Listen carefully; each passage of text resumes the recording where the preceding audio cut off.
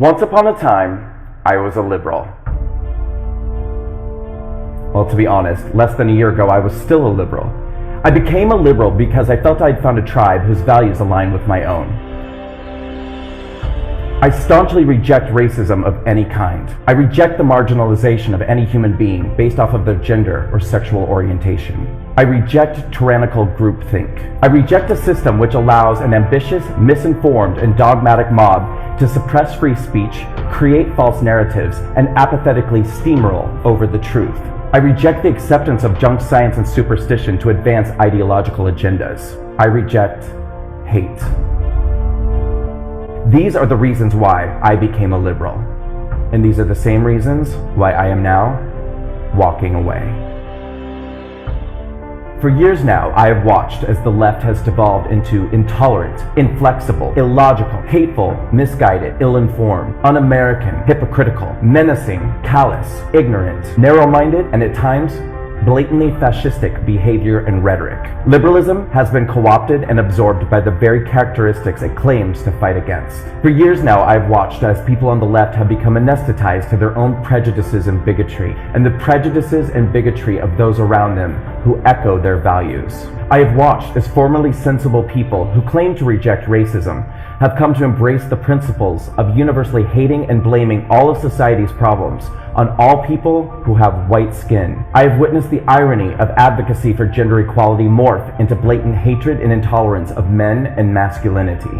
I have seen the once earnest fight for equality for the LGBT community mutate into an illogical demonization of heteronormativity and the push to vilify and attack our conventional concepts of gender. These same self-proclaimed victims of intolerance now turning on the gay community that they attached themselves to advance their agenda, now calling gay people privileged and themselves victims of injustice. I have watched as the left has allowed themselves to become hypnotized by false narratives and conclusions perpetuated by social justice warriors who misrepresent and misconstrue facts, evidence, and events to confirm their own biases that everyone who does not comply with their prejudicial conclusions and follow their orders is a racist, a bigot, a Nazi, a white supremacist, homophobic, Islamophobic, xenophobic, misogynistic, and alt-right extremist. And I have watched as they've used these heartless and carelessly assigned labels to intimidate, threaten, bully, silence, attack, unemploy, blacklist, and destroy anybody who dares to fight back. They'll come for me, and then they'll come for you. And worst of all, the Democratic Party and the liberal media has embraced, affirmed, aided, and abetted this cult ideology. In an effort to gain voters and maintain power, the Democratic Party that I once loved has joined forces with the extremist left. The Democratic Party and the liberal media now believe their own ill-gotten conclusions and have ominously decided that they, and only they, know the remedy for society's ills. The left has decided that the solution to problems with race relations in America is more racism. The left believes that attacking, insulting, and dehumanizing one group of people elevates another. The left now believes that there are no boundaries when telling lies, omitting the truth, or misrepresenting facts when telling the news, because their end justifies their means. The left has now decided that its point of view is the only acceptable one, and that suppressing, censoring, and banning open dialogue and debate is virtuous and progressive. The Democratic Party has adopted a deleterious belief system happily and without skepticism, separating people into groups based off of identity and then organizing them into camps of victims and oppressors. If you are a person of color, an LGBT person, a woman, or an American immigrant, the Democratic Party wants you to know that you are a victim and destined to stay that way.